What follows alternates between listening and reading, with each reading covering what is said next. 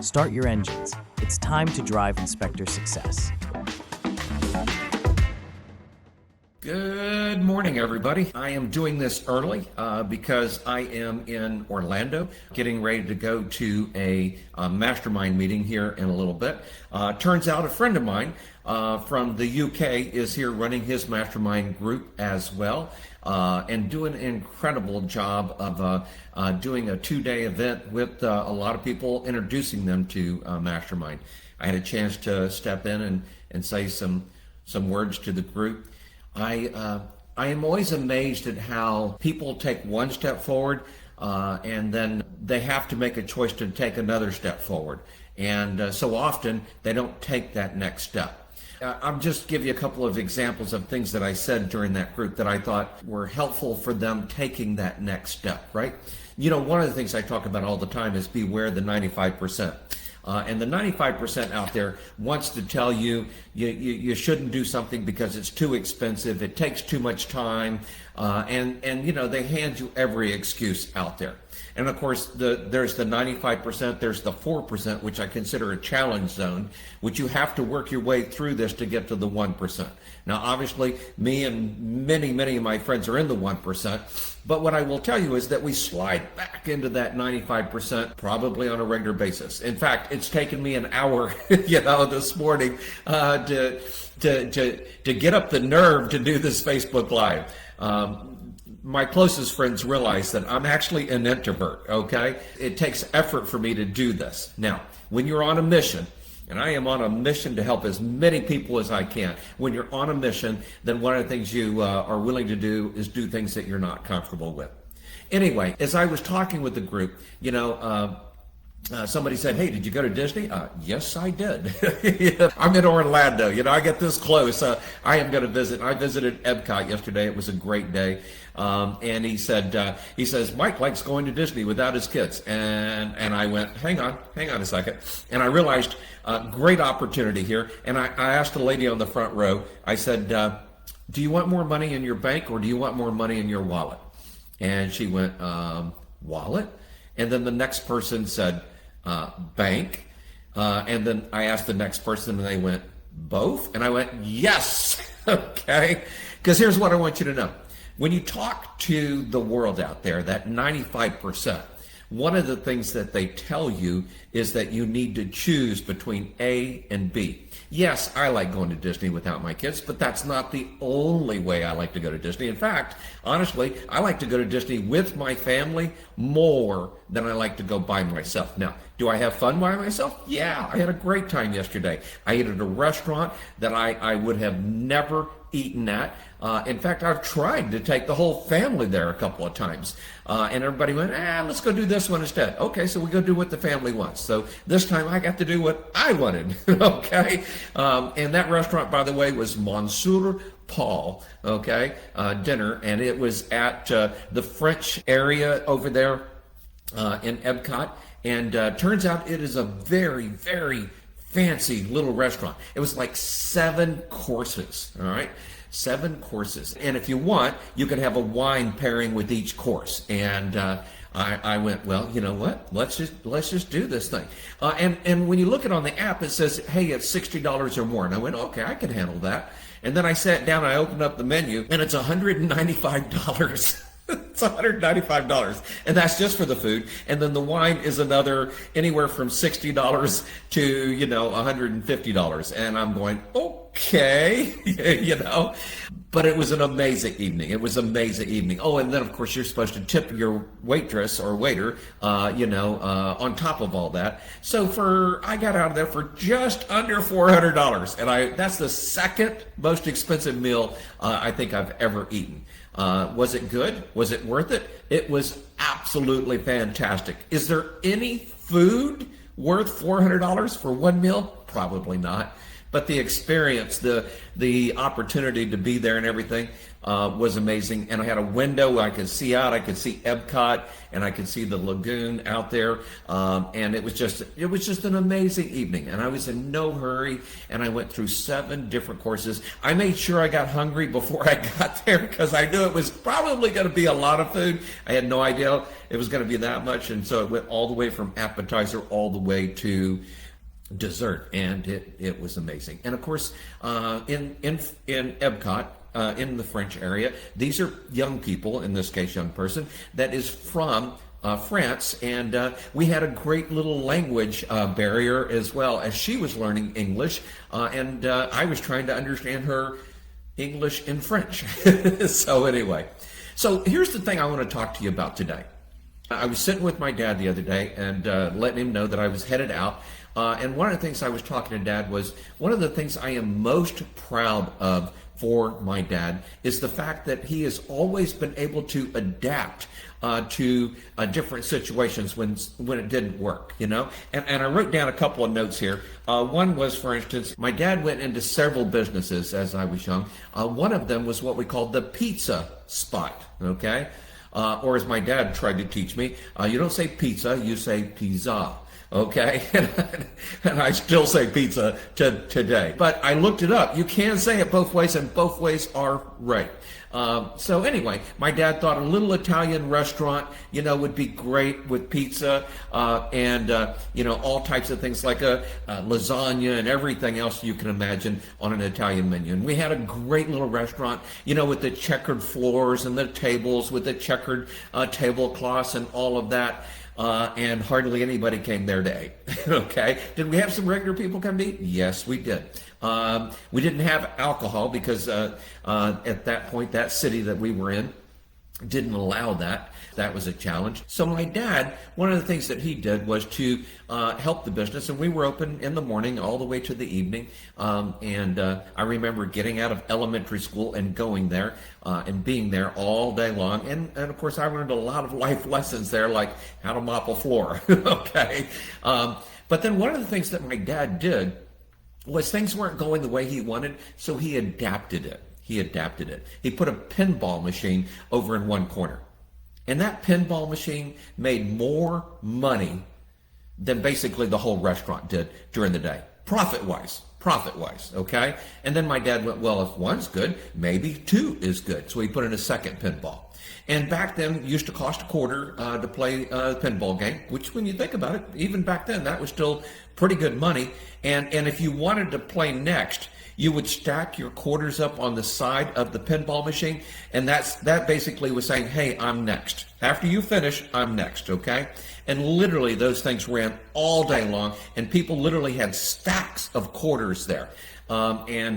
What he had discovered was taking the pizza spot into, you know, something like that. And so one of the things my dad did, and it took him a while, because back then pinball machines were controlled by an elite group that made sure that if you had pinball machines, they got a piece of the action. My dad, being who he is, he went and bought pinball machines from somebody and put them in. And those people, by the way, came and visited my dad and wanted to know who sold you those machines, okay? My dad didn't answer that question, and it could have been ugly. We got away with it, so there's that. Just need to know that there are pieces of the world out there that sometimes we don't know really exist. But we didn't put in just 2. My dad put in like 15 machines, okay? And because we had all these kids coming in and out, he let them literally repaint the whole place. And he painted the walls black, and then he painted all of these things that were like fluorescent colors, and we put in black lights. And my dad literally changed the whole place to a modern day Chuck E. Cheese's, or except maybe it was a pre-Chuck E. Cheese type thing, you know, with games and pizza and everything else, except we had black lights and it was fun. We still had tables, we still had pizza, and we sold more pizza doing that than anything else. And as I tried to remind my dad that he had made this adjustment, he said, you know, you're absolutely right. And one of the things that people need to know is they need let's call it the adaptable quotient. And I went, wow, that's pretty cool. I said, well, maybe I'd rather call it the adaptable formula. Partially because I can spell formula easier than I can spell quotient. It turned out I didn't spell adaptable right either. I had to go change that and put that in.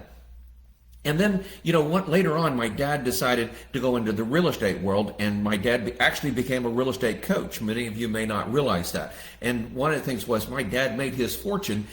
He got a book. He tells me about it all the time.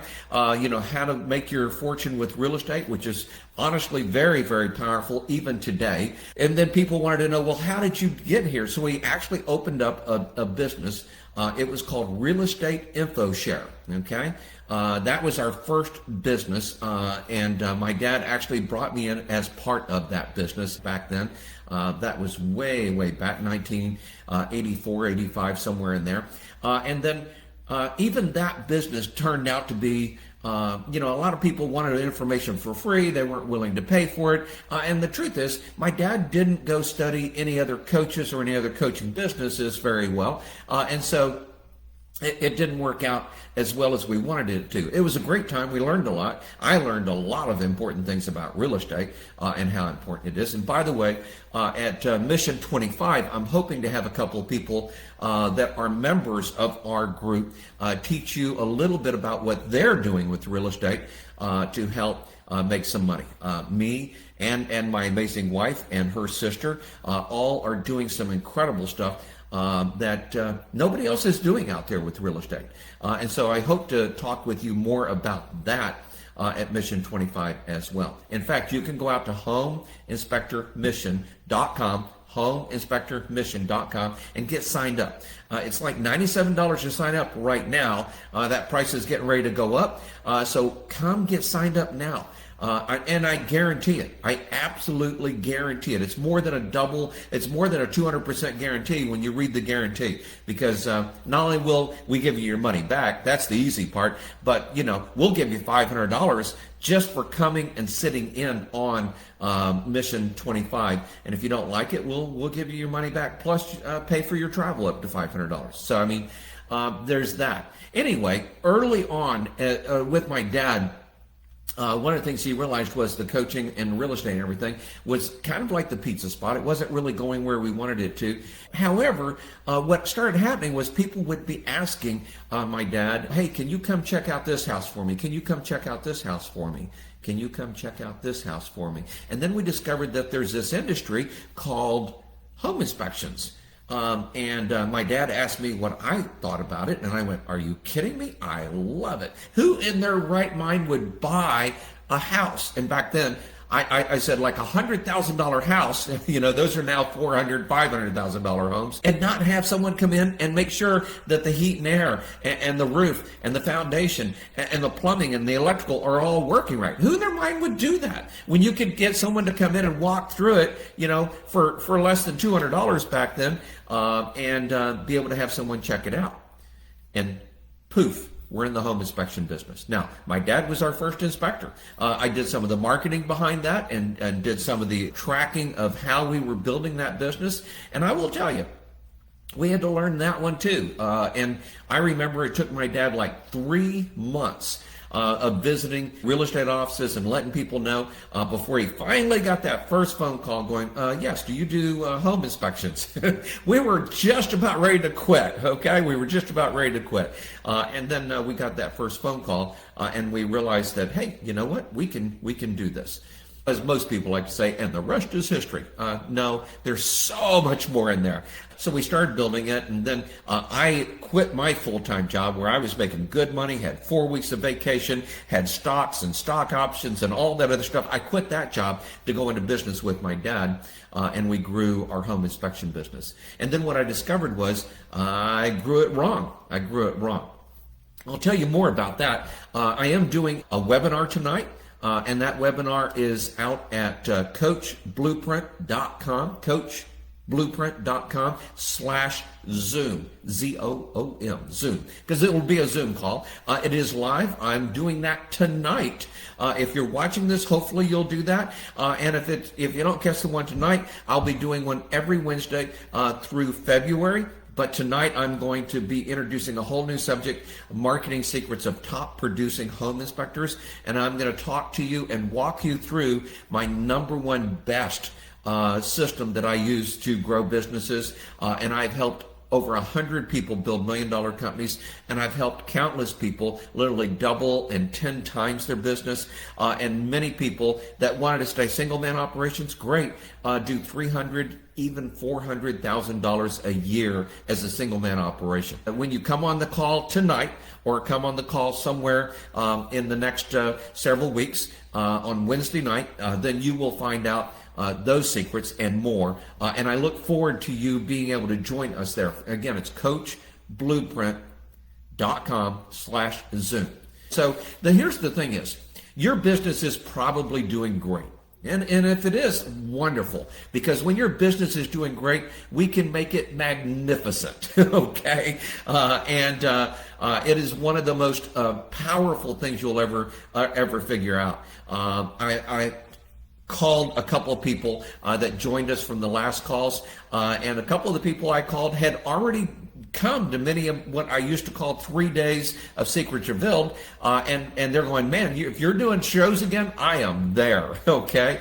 This one is going to be Mission 25. So go out to Home Inspector Mission, homeinspectormission.com, and get signed up for that. Here's the other thing is, as I was talking to the group downstairs, and I was saying, beware the 95%. Because the 95% will tell you it costs too much, it takes too much time, and the truth is, I don't know what the 95% is like an addiction, okay? Most of the people in this world are addicted to sugar. I'm a little bit addicted to sugar as well, though I eat less and less of it all the time, or I try not to eat any additional sugar with what I do. You have to be careful, because people that are addicted to something, they want you to be addicted to it as well. If they're not going, they want to convince you why you shouldn't go or shouldn't do something. It's a shame, really, because and I'm going to tell you that all of us, and even I, slide back into the 95% sometimes, but I realize what the 1% is now, because I live that life. For the average person that's going from the 95% into the 1%, you have to go through what I call the challenge zone. That's the 4%. And one of the first challenges there will be, are you willing to not listen to somebody going, it's too much time, oh, you don't want to do that, oh, you'll lose money because you're not doing inspections. All of that's true. See, there's always a kernel of truth to everything. But here's the other thing is, it's worth it. It's absolutely worth it. And one of the things I tried to tell him was, small hinges swing big doors. Small hinges swing big doors. And when you come on the webinar tonight, when you come to Mission 25, one of the things you're going to realize is that we are going to show you some hinges that are going to swing beautiful big doors that are going to change your life. It changes my life, and I now have what I call my high five. Family, okay, faith, financial, fitness, and fun. And now I have complete control of my life. So if I want to pick up and go somewhere, I go do it. I'm very blessed. I have a sister that's staying with my dad while I'm out of town. Bless her heart. She is just such an amazing person, and I'm so grateful that she's willing to come in so that I can go here and help people and continue to learn stuff to do that. So I'm going to be sitting in a mastermind group the next couple of days as well. And then, like I said, my friend had a mastermind group downstairs, or actually a 2-day event introducing people to mastermind, I believe it'd be more accurate. He is such a great guy. He's from the UK, and he'll be in the mastermind that I'm in. I can't wait to hear what he's doing so that I can apply that to my business as well. Well, I've gone a little bit long today. Here's the big thing I want to make sure that you understand. 1, beware of the 95%. And 2, when things aren't quite working, if your business isn't maximizing and you're not having your best year after year after year after year, and I've been having my best year now for like almost 40 years, okay? 2023 was our best year ever. 2024 beat 2023, and 2025 is off to a great start, and I believe we're going to beat 2024. January is already ahead of January last year, so it's just an exciting time. And I'm going to be sharing with you all of the pieces so you can put that into place in your business as well. Well, have a great day. And as I love to tell them, and I had all of them write this down, and you need to write this down and probably hang it somewhere as well. And that is, be successful and be around those that are successful, because the more money we make, the more people we can help. Hey, I look forward to seeing you on the webinar tonight or Wednesday night next week maybe. Tonight would be better. And the sooner I can get you started, the sooner I can help you get on the right path to where you need to go. And go out to coachblueprint.com /Zoom, coachblueprint.com/Zoom, and do that. And then learn what it means to be successful and be around those that are successful, because the more money we make, the more people we can help. Have a great day, everybody. Bye-bye.